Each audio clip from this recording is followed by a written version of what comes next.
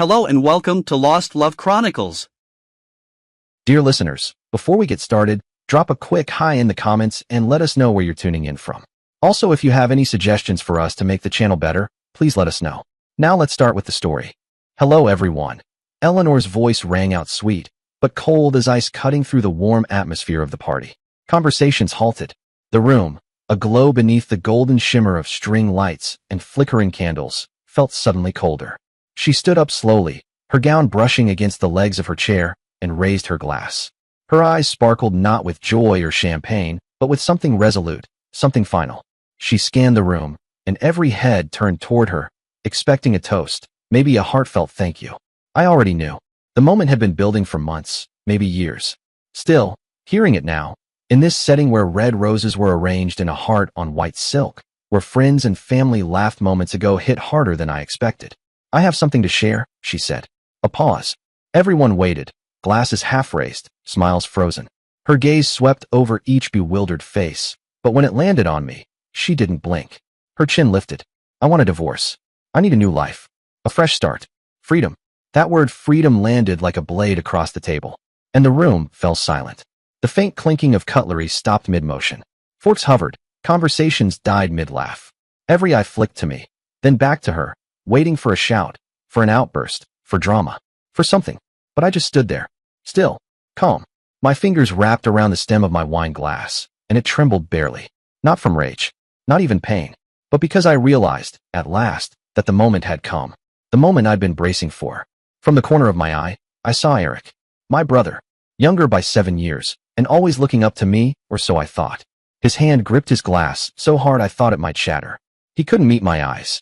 He didn't need to. I knew. I had always known. There's a way people shift in silence, the way a house creaks before it collapses. And Eric, he had creaked for a long time. The brother I carried through hard years. The one who swore loyalty like a second skin. Turned out he'd been slipping the knife into my back, inch by inch. And now, tonight, under chandeliers and the gentle hum of our wedding anniversary music, they decided to pull the curtain. But still no anger. No yelling. Just the faintest smile pulled at my lips. Cold. Measured. Enough to make the people who truly knew me shift in their seats. Eleanor, I said, my voice low but clear. It echoed in the stillness like a bell toll. Thank you for being honest. I slowly pulled a gray envelope from my suit pocket and placed it gently in her hand. You should read this later, I said, my voice quiet but firm. No need to rush. Her hand froze mid-motion, fingers brushing against the edge of the envelope. She blinked, just once, and I caught the flicker in her eyes. Unease. She hadn't expected this, not now. Not like this. Eric, still seated a few feet away, bowed his head. He gripped his glass tighter, his entire posture screaming guilt. He didn't look up. Couldn't. I didn't need him to. The truth already sat between us like an open wound. I turned to the guests, all of them still trapped in that thick silence, some with mouths slightly open, others staring at their untouched plates. Thank you all for coming, I said, scanning the faces. Then my gaze landed on Darren. My son, I added. Darren. He looked up slowly, eyes wide, lips parted, unsure what to say, what to feel. No, he wasn't a boy anymore. 24, just promoted, just stepping into his own. I'm proud of you, Darren. Very proud. His expression trembled. Not just from the spectacle, but from something deeper, shock, maybe confusion. Or perhaps understanding that tonight, everything changed. And then I walked away. Not quickly, not slowly. Every step I took was deliberate. I didn't glance back. Not once. It wasn't necessary. It didn't feel like I was walking away from my marriage, from betrayal, from pain. It felt like I was walking out of a building after a long meeting finished, filed, signed. I could feel Eleanor's and Eric's eyes behind me. Heavy, sharp, like arrows. But they didn't touch me. Not yet. Outside, the cool night air struck my face like a slap. Not harsh, just sudden, clean. I paused on the sidewalk, letting the scent of night-blooming flowers drift around me. But beneath it, beneath the petals and perfume, was something raw, smoldering anger. The kind that didn't scream or shatter. The kind that watched. Waited. Calculated. I had seen this coming. Months ago. The secret texts. The way her phone was always face down. The glances too long, too soft between her and Eric at family dinners. The meetings that ran late. The excuses that grew too thin to hold up under scrutiny. I'm not a fool. I've never been a fool. That gray envelope wasn't a reaction. It was strategy. The opening move in a game they didn't even know I'd already begun. Inside was the divorce petition. Drafted, reviewed, and notarized. A solid document carved out of the very agreement Eleanor had signed 25 years ago with her perfectly manicured hands and a diamond on her finger she'd insisted had to be at least 1 carat. The prenuptial, her signature, her terms, and the infidelity clause. She would lose everything. The house, the cars, the joint accounts. Even the reputation she clung to like armor, the image she polished for years, would shatter. I stepped into my car, shut the door, and let the night settle outside. Eleanor, Eric. I whispered their names like a confession no one else could hear. You think you've won. I paused. But this game, I'm the one holding the pieces. I started the engine and pulled onto the street. Neon lights streaked past the windshield like smears of faint color across glass. I kept driving. Steady. Calm. My heart was pounding, but not from grief. Not really. It wasn't fire that burned in me. It was something colder. Sharper. A blade honed slowly over time. Quietly. Eleanor and Eric thought I hadn't noticed. That I was too trusting. Too dull to see the cracks spreading under my feet. But they didn't know I had already seen everything. Long ago. And I had prepared. I'm not the jealous type. In 25 years of marriage, I had learned to trust Eleanor. Even when her warmth faded. Even when her smiles grew rehearsed. But 6 months ago, a small detail woke me up. A message popped up on her phone. When she forgot to lock the screen. I miss you. Tonight 8. The sender, Eric. My brother. I remember staring at the words for a long time, waiting for my mind to explain it away. To tell me it was a mistake. A coincidence. Maybe Eric had sent it to someone else. Maybe Eleanor had some business plan going on with him. Maybe I had read it wrong. But I hadn't. It was his number. It was her phone. It was them. Eric, the brother I had bailed out of debt more than once. The same man I let stay in our home for months after he went bankrupt, when no one else wanted to take him in. The same brother I used to defend to our parents, to my colleagues, to Eleanor herself. He couldn't do this. Could he? But then the pieces began to fall into place. The so-called business trips Eleanor suddenly had to take, always vague, always last minute, and never with details. She used to be an open book. Now I barely got a page. The small but steady withdrawals from our joint account when I asked her, she smiled and waved it off. Just shopping. Groceries. A few things for the house. But the numbers didn't add up. And Eric, he stopped meeting my eyes. Every time he visited, his gaze darted everywhere but my face, like I was a mirror that might show him something he didn't want to see. I didn't confront them. I didn't storm in with accusations. I didn't yell. I didn't scream. I acted. I found a private investigator. Colin. Middle-aged, quiet, wore simple suits and asked only what was necessary. I don't need drama, I told him. I need truth. He nodded once. You'll have it. Colin worked quickly, discreetly. Within 2 months, he returned with a manila envelope. Inside were photographs. Eleanor and Eric hand in hand at a suburban cafe. Then outside a hotel. Then entering a small apartment I'd never seen before. I stared at those images in my study, each one landing like a knife. But I didn't crumble. I didn't throw the photos. I didn't sob or sink to the floor. I turned the pain into a plan. I went to the safe, pulled out the old prenuptial agreement, the one Eleanor signed 25 years ago in a hurry, eager to be a wife and mother. She hadn't even read it carefully. I remember her exact words back then. I don't care about your money, Raymond. I just want a happy family. How ironic. That promise, spoken so sweetly, had become the nail in her own coffin. The clause was clear. If one partner committed infidelity, the other would retain full control of all joint assets. The house, the retirement fund, the accounts. All mine. I contacted my lawyer, Kelsey. She had been with me for over a decade, sharp as a scalpel and impossible to intimidate. When I handed her the evidence, she flipped through the photos with clinical precision. Raymond, she said, her voice low and even, we'll make them pay. But we have to be certain. I told her. I want this done right. So I kept digging. And what I found next nearly made me laugh coldly, bitterly. Eleanor had been transferring money.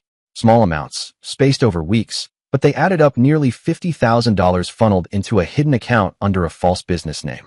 And when we traced it further, the path ended with Eric. Of course it did. He'd always been the same. The brother who dreamed big, failed harder, and expected someone else to catch him every time he fell. He had never learned to stand on his own. She bought him gifts, watches, suits, even a sports car, a red one he bragged about buying himself at that ridiculous dinner last month. I sat there, listening to Eric boast about his new wheels, nodding along like a fool, as if I didn't know exactly where the money came from. I had the receipts. Every single one. Transaction records, store invoices, bank transfers. I didn't throw them away. I forwarded them all to Kelsey. Each file, each scanned slip, was another bullet. And I was loading the chamber one click at a time. The night before the anniversary party, I sat in my study. Just me and the soft, amber light of the desk lamp glowing over a thick stack of paper, the divorce petition. Signed. Filed. Kelsey had submitted it to the court that morning, but I didn't want Eleanor to hear it from a lawyer. No, I wanted her to say it herself. I knew she would. She always needed an audience. Always needed to be center stage. The star of her own show, even if it was a tragedy. The gray envelope I handed her tonight, it wasn't just the petition. That would have been too gentle. It also contained a copy of the transfers, the bank statements, and a photo Colin had taken. Eleanor and Eric kissing in a parked car, her hand on his face, his fingers tangled in her hair. I wanted her to open it alone, to feel that moment when the mask slips, when the lie turns into dust. I didn't need to see it happen. I could picture it perfectly. The way her face would go pale. Her lips would tighten, but she wouldn't cry. Not yet. She'd be calculating her next move. But she wouldn't find one. The car pulled into the driveway. I turned off the engine and sat there in the silence, my fingers resting on the steering wheel. My breathing slowed, but my mind kept racing. They thought they had outplayed me. Eleanor, Eric. They had no idea the game had started months ago. Quietly. Precisely. And me? I've never played without a strategy. I stepped out of the car and walked inside. The house was quiet. Too quiet. The kind of silence that feels hollow, stretched too tight around walls that used to echo with laughter. I entered my study. The desk lamp was still on. Its warm light spilled over the bookshelf and the edge of the desk, illuminating pieces of a life I'd carefully built and preserved. Photos. One showed our wedding, Eleanor in white, her smile wide and dazzling. I remembered how she clutched my hand too tightly that day, nervous, excited. I looked at her like she was the entire world. Another photo, Darren at 3 years old, riding on my shoulders by the seaside. Sand clinging to his legs, his mouth open in a big, toothy laugh. Those moments once meant everything. Now, I could only see what I had given up, what I had traded. I never told anyone, not even Eleanor, about my dream. When I was younger, I wanted to start my own tech company, a firm focused on renewable energy, solar grids, storage systems. I had ideas, blueprints. I even had an investor lined up, someone who believed in what I was building. But then Eleanor got pregnant with Darren, and everything changed. She panicked. I can't raise a child alone, Raymond, she said one night, her voice trembling. I need you here. I need you with me. I remember sitting across from her, the air between us heavy with fear and hope. She placed a hand over mine. We can build something together. A family. I nodded. I folded the blueprint, closed the laptop, told the investor I was sorry, and took a stable accounting job. Just a few years, I told myself. Give it a little time, support her, raise Darren, build some stability, and then I'd get back to it. The dream. But a few years turned into a lifetime. Eleanor wanted to change careers from teaching to marketing. She said it was her true calling. Raymond, this is what I was meant to do, she told me one night, her eyes bright with hope. I believed her. I paid for her courses. I came home early every day to make sure Darren ate, finished his homework, brushed his teeth, and went to bed, so she could focus on studying. When she lost her first job, I took on extra hours. Overtime. Weekend audits. It didn't matter. I did it without complaint. When she wanted a bigger house, I didn't argue.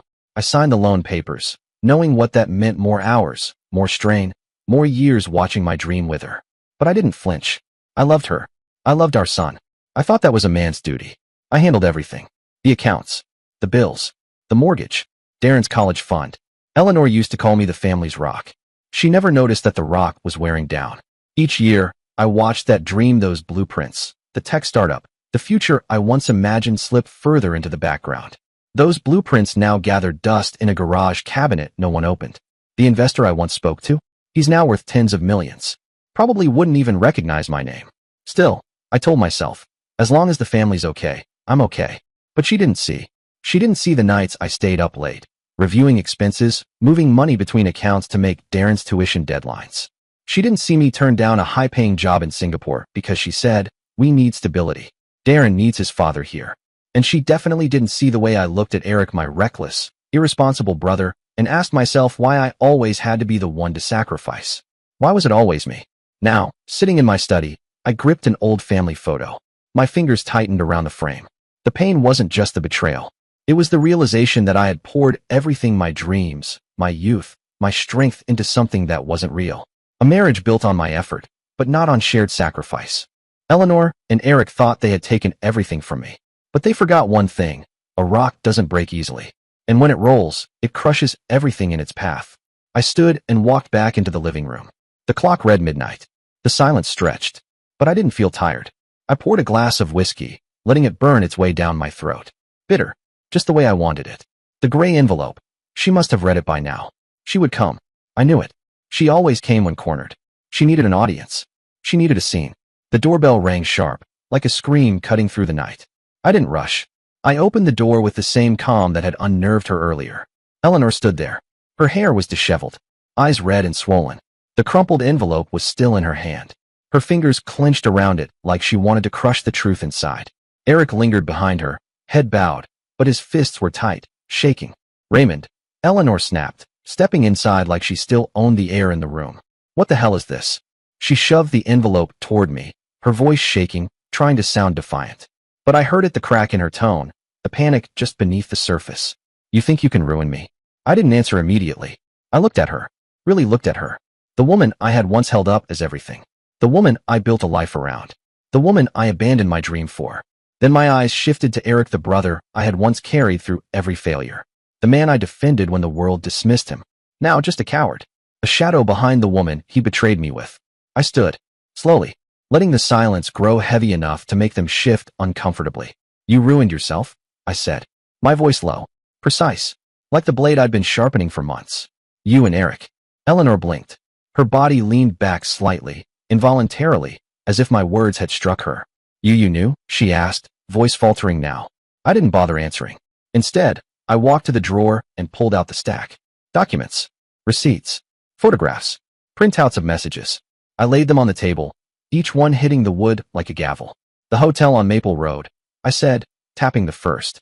The apartment in the suburbs. Another. The sports car you pretended Eric bought himself. Tap. $50,000 drained from our account. You didn't even try to hide it well. I looked at them both, Eleanor pale, Eric still as a statue. Did you think I was blind? Eric opened his mouth, lips parting like he was about to explain. But nothing came out. He turned to Eleanor, panic rising in his voice. Eleanor, you said no one knew, he stammered. I nearly laughed. Pathetic. They hadn't even coordinated their lies. Eleanor whipped toward him, her eyes burning now. Shut up, Eric. He's bluffing. Bluffing. I stepped forward, picking up one of the documents and pointing it at her like a sword. The prenuptial agreement, Eleanor. Remember that thing you didn't bother to read? I watched her swallow. The infidelity clause. You lose the house, the assets, everything. Then I turned to Eric. And you, I said, letting the weight of my contempt hang in the air. You thought you'd live off your sister-in-law's money? That apartment. I leaned in. The lease was never signed. Your credit score's in the gutter. You have nothing. Eleanor's face drained of all color. Her hands were shaking now. She looked around, suddenly small in the room she once ruled. Eric took a step back, glancing toward the door like he was calculating escape. Raymond, Eleanor said, softer now. We can talk. For Darren's sake. Don't do this to him. I snapped my head toward her. Don't you dare bring my son into this. My voice was cold, flat, final. You didn't just betray me. You betrayed him. She flinched. Get out of my house. Now. They didn't move at first. Just stood there, broken pieces of what they once were. Then, without another word, Eleanor turned and grabbed Eric's arm. He stumbled after her as she pulled him toward the door. The slam echoed through the quiet house. I sat back down, still holding the whiskey, but I didn't drink it. My hand just curled around the glass, letting the weight settle in my palm like a quiet reminder. This battle I had won. But the bigger battle, the legal one, was just beginning. The new day had dawned. Sunlight trickled through the curtains and cast a soft golden hue across the room, catching the rim of the untouched coffee cup in my other hand. It was a strange contrast, something so calm after so much upheaval. I hadn't slept. Not out of rage. That had burned itself out weeks ago. No, I stayed awake because I knew the days ahead wouldn't be simple. Court filings, asset transfers, public revelations. I had prepared for all of it, but even the best plans come with bruises. Then the doorbell rang. I stood slowly, setting the glass down. When I opened the door, there he was, Darren, my son. His eyes were red, but not from sleep. I could tell he'd been crying. Yet his jaw was set, his shoulders squared like a man walking into a storm, but choosing not to flinch. Dad, he said. His voice was low, firm, steady. I know everything. I'm sorry for not seeing it sooner. He stepped forward and wrapped his arms around me. It wasn't just a hug, it was an anchor. A bridge between the boy I raised and the man who now stood by me. I held on tight. I could feel his pain in the way his shoulders tensed, in the way his breath hitched for just a second. Darren, I said, my voice rough, you don't need to apologize. Not for this. I'm proud of you. Always have been. We sat in the living room, and I did what I had avoided for so long. I told him everything, not to boast, not to justify, but because he deserved the truth. I told him about the night I saw the message on Eleanor's phone, about the private investigator, about the prenuptial agreement she never cared to read, about how I had waited, documented, and quietly prepared. Darren didn't interrupt. His fists clenched now and then, and his eyes darkened when I mentioned Eric, but he said nothing until I finished. "You did the right thing, Dad," he said. His voice wasn't loud, but there was a weight behind those words. "They don't deserve you." Later that afternoon, the doorbell rang again. It was Mark, an old friend. Loyal, blunt, the kind of man who always saw through smoke. "Ray," he said, pressing a cold beer into my hand. "I told you, didn't I? 2 years ago. I said your brother was a leech." I gave a faint smile. "You did." He shook his head, pacing a little inside the doorway. "But Eleanor? Damn, I didn't expect her. Not her." He stopped, looking me in the eyes. "You're not alone, man. Me, Linda, a few others, we've got your back. Just say the word. Anything you need." I nodded, touched more than I could say. Darren, Mark, the pieces of my life that hadn't crumbled, the people who hadn't turned away. They gave me something stronger than anger ever could: clarity, purpose. I wasn't alone. Not anymore. Maybe I didn't have the family I once believed I did, but I had the people who truly chose to stand by me. And as I looked out the window, sunlight spilling onto the old oak tree, I knew I wasn't just fighting for justice. This was never just about betrayal or even revenge. It was about Darren, about showing him what accountability looks like. It was about Mark, who stood beside me without question. And it was about me finally standing up for the life I had deferred, the respect I had long denied myself. As for Eleanor, she had moved out hastily after our confrontation. According to Colin, my quiet, watchful investigator, she had rented a small apartment. A dim, box-strewn room far from the life she had envisioned when she and Eric thought they'd begin anew. Colin told me the documents I'd given her, the photos, bank statements, transaction logs, still sat on the rickety dining table. Unmoved, unignored. Each page was a scar, a truth she could no longer deny. Eric was there too, Colin said, slouched across from her. Disheveled, hollow-eyed. The charming grin he always wore was gone, replaced with a permanent grimace. Gone were the giggles and touches they once shared in secret. Now all that filled the air between them was distrust. Colin had listened from the hallway. Paper-thin walls made it easy. "You said no one knew." Eric barked. His voice had risen to a pitch I could hear in my mind without needing to be there. "You said that account was safe, Eleanor. You said we could start over." Eleanor shot to her feet, furious. "Don't blame me, Eric. You think I wanted this," she snapped. "You're the one who kept asking for more. More money, more gifts, hell. That stupid car you just had to show off." She jabbed a finger toward him. "If you hadn't been so reckless, Raymond never would have found out." I leaned back in my chair, phone pressed to my ear, listening as Colin recounted every word. He was clinical in his report, but I could imagine the venom behind theirs. And then it happened just as I had planned. A small detail, a subtle seed I'd left in the paperwork. One transaction, $10,000 Eleanor had hidden away from Eric. Quiet, off record, something she thought she could keep. Colin said Eric's face twisted the moment he saw it. "You were going to ditch me, weren't you?" Eric yelled. "You were going to run with what was left." Eleanor tried to backpedal, but her face gave her away. Colin described it perfectly. Cornered animal guilt flashing across her features before rage took over. The apartment they were supposed to move into? Gone. The landlord had rejected the application. Eric's credit was too far gone. Eleanor hadn't thought to check. She had always relied on me to handle the details, to clean up messes. "We have nothing, Eleanor." Eric roared. "No house, no money, and now our reputations? Gone." Colin said Eric punched the wall, then just stood there, hand bleeding slightly, eyes glassy. Eleanor collapsed into the nearest chair, both hands shielding her face. She didn't cry. Not yet. But she knew. She knew I was right. Colin told me her social circle had vanished overnight. Word spreads fast, especially when it's this salacious. Friends distanced themselves. Family stopped returning her calls. I had lit that match carefully. The betrayal wasn't just known, it was remembered. Then came the final note in Colin's report. Eric, defeated, started gathering his things. "I'm done," he muttered. He didn't look back. And me? I was sitting in my office. The lamp flickered softly beside me, illuminating the edge of the phone. I listened to Colin's report and smiled. I didn't need to lift a finger. They were already dismantling themselves, brick by selfish brick. But I wasn't done. No, the courtroom would be where the final blow landed, with the weight of truth and the precision of everything I had gathered. The day arrived, gray and silent, like the calm before a storm. I walked into the courtroom and took my place in the front row. My hands rested calmly on my thighs, but I could feel the weight of every moment leading up to this. My eyes didn't wander. They were fixed on the judge, a middle-aged woman with a firm mouth and eyes that didn't miss a thing. The air was cold, smelled like old wood and stale paper, a place where stories went to die and justice took their place. Kelsey sat beside me, composed as ever. In front of her, the thick stack of documents we'd prepared. Months of quiet labor, planning, restraint bound neatly in a folder with labeled tabs. Every page a bullet. Every paragraph a wound waiting to open. Across from me sat Eleanor. Her hair was tied up tightly, but no amount of order could mask how worn she looked. The dark circles, the tension in her jaw. She didn't even look up. Not once. And Eric? Not there. Of course not. Cowardice has a way of showing up at the most predictable time by not showing up at all. The judge cleared her throat and spoke, voice crisp and firm. Mr. Grant. Mrs. Grant. I raised my eyes but said nothing. Today we are reviewing the divorce petition and the division of assets. Kelsey rose smoothly. No hesitation. Her voice was cool, controlled, like she'd been waiting for this moment just as long as I had. Your Honor, she began, we request enforcement of the prenuptial agreement signed by both parties.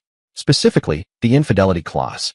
She placed a hand on the folder and opened it with care. We have irrefutable evidence of Mrs. Grant's violation. And then it began. Photo after photo. Each one was a cut. Text messages, her words, Eric's replies. Bank statements, the money she funneled out. Gifts bought with funds meant for our family. Kelsey didn't rush. She let each word settle in the courtroom like dust on polished wood. I didn't look at Eleanor directly, I didn't have to.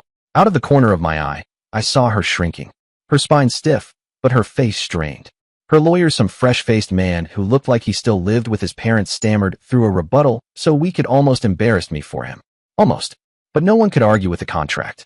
25 years ago, Eleanor had signed it without question. Her signature bold at the bottom, trusting I'd never invoke it.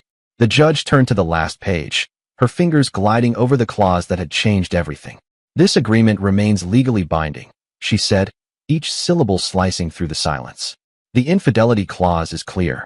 She looked at Eleanor directly. Mrs. Grant, you forfeit ownership of the marital home and the majority of the shared assets. Then her eyes moved to the final note in the file.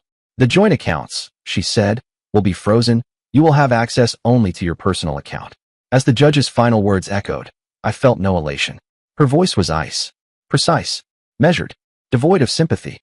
It wasn't vengeance. It was a sentence. And Eleanor took it in silence.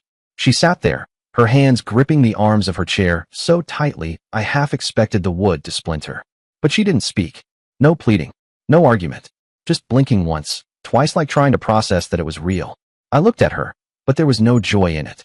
Just a dull throb deep in my chest. This victory wasn't the kind you celebrate. It was the kind you survive. Kelsey leaned over as we stood, her voice quiet but steady. Step 1 is done, Raymond. The final hearing will just be a formality. I nodded, offering her a faint thanks. But my mind had already shifted. This wasn't about revenge anymore. It never really had been, not at its core. This was about rebuilding. Me, Darren, a life from the wreckage. I didn't think of her again until Colin called. She's unraveling, he said, standing in front of a mirror in that apartment. Eyes vacant, just staring. I imagined her in that room, small, dim, suffocating. Not the mansion she used to host garden parties in. Not the marble-floored house with champagne toasts and silk gowns. No, this was clutter and cracked walls and the quiet weight of consequence. The only account she had left wouldn't stretch far. A few months, maybe, and she knew it. Colin continued. Her sister called her a traitor. Cut contact. Friends aren't picking up. Reputation's gone. And she's trying to call Eric. Of course she was. But Eric wasn't there. He was holed up in some grimy motel on the outskirts of town. Colin had sent me the photos, stained curtains, chipped walls, the kind of place where dreams go to rot. No car. No new suits. Nothing left of the man who once strutted through my house like he belonged. His credit? As bad as I'd warned. Worse, maybe. Colin laughed darkly. He tried reaching out to old friends. No takers. One told me, I don't feed parasites. Then I got the text. From Eric. A long, desperate ramble. Brother, I was wrong. Please, talk to me. Please. I stared at the screen for a long moment. Then tapped delete. He was no longer my brother. Colin's voice sharpened. And one more thing, Eleanor and Eric aren't talking anymore. That didn't surprise me. I had expected it. I counted on it. Their final argument had been brutal, Colin said. Right after the preliminary hearing. Eleanor had lost control. Eric had exploded. You dragged me into this. Eric had shouted, rage breaking through his voice like cracks in glass. I was fine before you. I didn't need any of this. Now I've got nothing. Colin recounted her response quietly.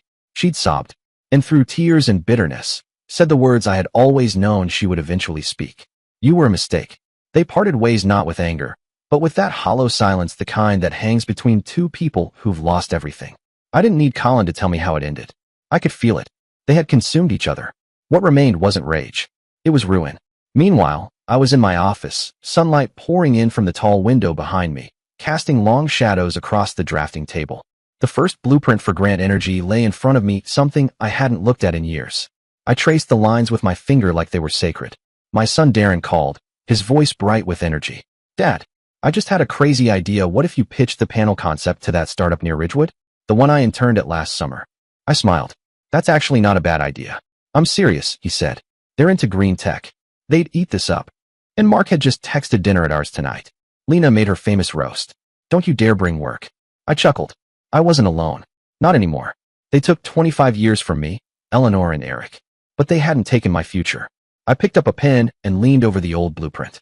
It had been buried in a dusty box in the garage for years, folded, yellowed, forgotten. But the dream never died. It had only waited. And now, with each stroke of the pen, it breathed again. A few weeks later, I stood in a newly rented office, small, but filled with light. Large windows overlooked a busy street below, people bustling by, life moving. The blueprint sat on my desk, redrawn, sharper, more confident. Grant Energy, a name I once whispered with hope and now spoke with conviction. Focused on renewable solutions, solar tech. It wasn't glamorous yet, but it was mine. The beginning was rough. I stayed up late into the night, emailing proposals, dialing potential investors. Some didn't even respond. Others chuckled, "You're a little late to the party, Ray," they'd say. But then came the breakthrough. A small startup agreed to partner. They saw something in the affordable solar design I had spent weeks refining. The first contract landed in month 3. Then another. And another. The revenue wasn't groundbreaking, not yet. But it was enough. Enough to believe. Enough to push forward. Each morning, stepping into that office, I felt something stir in me, a rhythm I hadn't felt in decades. My own pulse. Not dictated by someone else's schedule. Not dulled by compromise. Just mine. Darren would drop by often, balancing 2 coffees and a grin. "Got your usual," he'd say, tossing a pastry on my desk. "By the way, I pitched your design to my professor. He wants to talk." One afternoon, as he leaned back in the visitor chair, eyes gleaming, he said, "Dad, I've never seen you like this. It's like you're free." I looked at him for a moment. The man he had become. The boy who had once asked me why stars don't fall from the sky. I reached over and patted his shoulder. "Free," I said quietly. "Yeah, that's exactly what I am." Mark and Lena kept showing up too, in ways that mattered. Introductions, advice, clients. More than anything, they reminded me I mattered to people who didn't want anything from me but me. One evening, sitting in their backyard, the sun going down behind the sycamores, I watched their kids chase each other across the lawn, shrieking with joy. Laughter filled the air. Lena brought me a drink and said, "You look good, Raymond. You look like yourself again." I smiled, nodding as Darren chuckled at one of the kids tumbling over his own feet. And I realized for the first time in a long, long while, I was no longer in pain. The wound was still there, yes, but it had stopped bleeding. It didn't ache every time I breathed anymore. I had rebuilt not a family, but something better. A life. My life. Each morning, I rose with purpose. I worked. I learned. I made mistakes. I corrected them. I grew.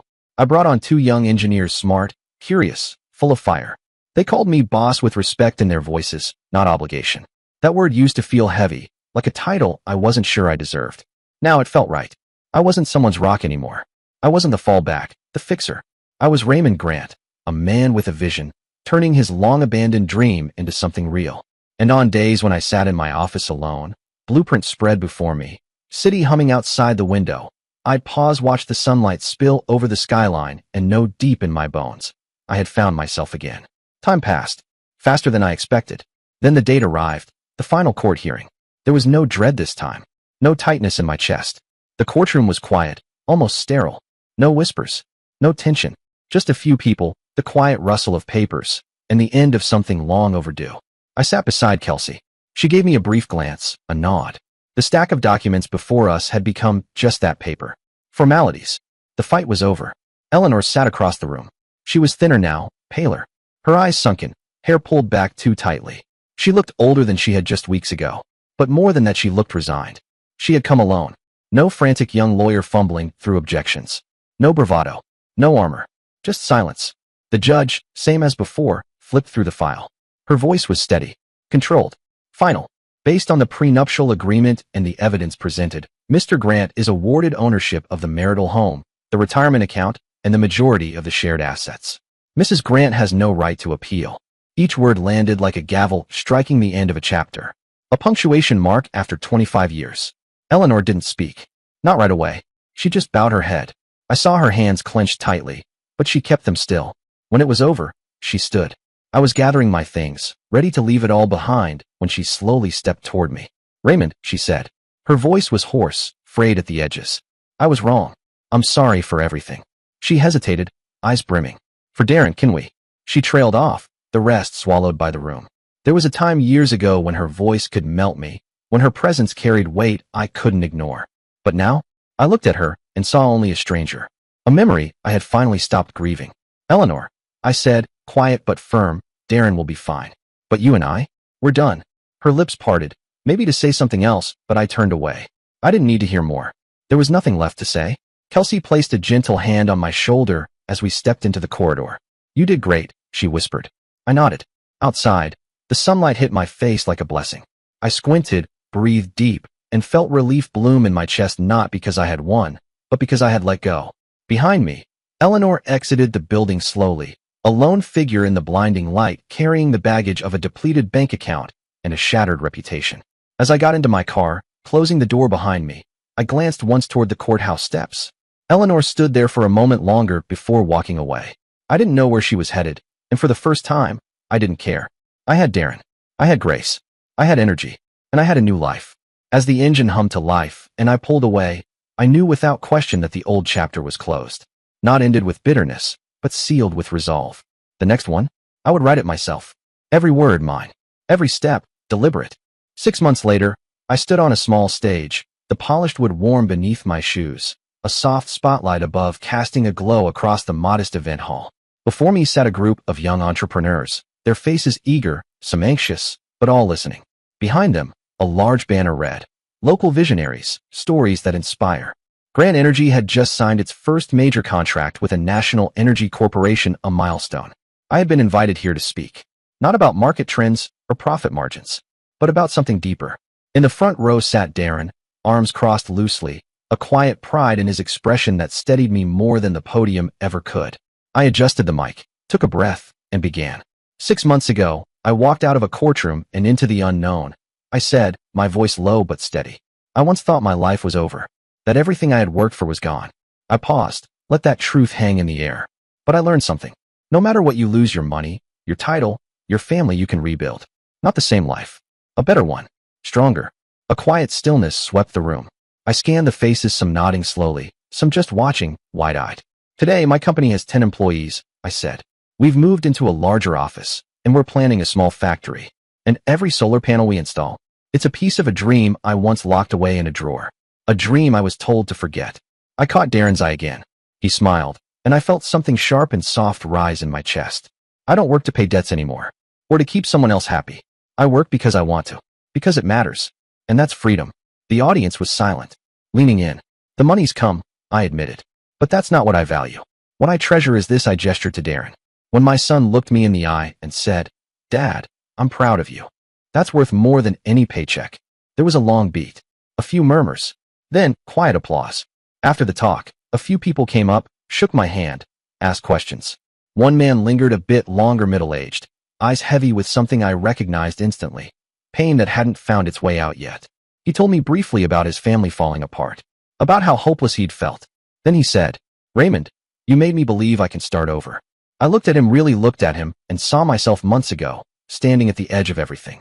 I smiled, placed a hand on his shoulder. "Then start." Dear listeners, please share your thoughts in the comment section below, and don't forget to like, share, and subscribe.